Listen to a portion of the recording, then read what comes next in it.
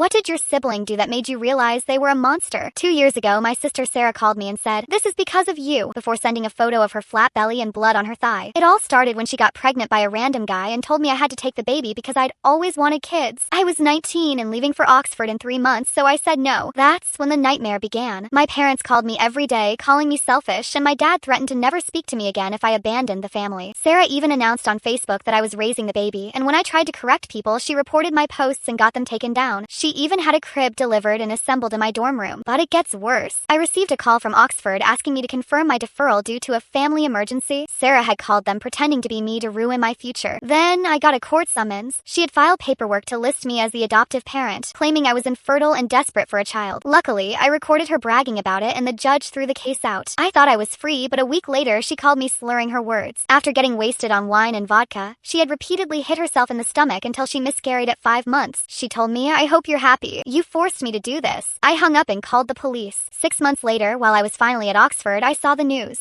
She was sentenced to 12 years in prison for feticide. I haven't spoken to my family since. What's the most twisted family rule you've ever heard of? When I was 7, my brother was born, and my mother told me I would never speak again. Those were the last words I spoke for 11 years. In our religious community, the rule was that only the youngest child could speak so the older siblings wouldn't corrupt them. My 3 older siblings were already silent. My dad had been silent since he was 5. My mother mocked my father constantly because she was the youngest in her family and kept her voice. She told me if I ever made a sound, even crying, she'd send me away to live with strangers. She even showed me fake charts proving my brother got stupider every time I coughed. My brother Ian grew up to be a monster, breaking things and blaming us because he knew we couldn't defend ourselves. The breaking point came when I saw Ian laughing at my dad during dinner. I stood up and said, "Listen to him." Ian started screaming that he was getting stupid, and my mother locked me in the silence room in the basement. They even tried to have me declared legally incompetent. But then my dad finally snapped. He burst into the basement while my mother was beating me and shouted, "Enough!" It turns out he had been secretly recording the abuse for years. We escaped, but the damage was permanent. One of my sisters is so broken she still refuses to speak and lives in a nursing home. I'm 21 now, but my vocal cords are permanently damaged, and I still wake up terrified that I've lost my voice again.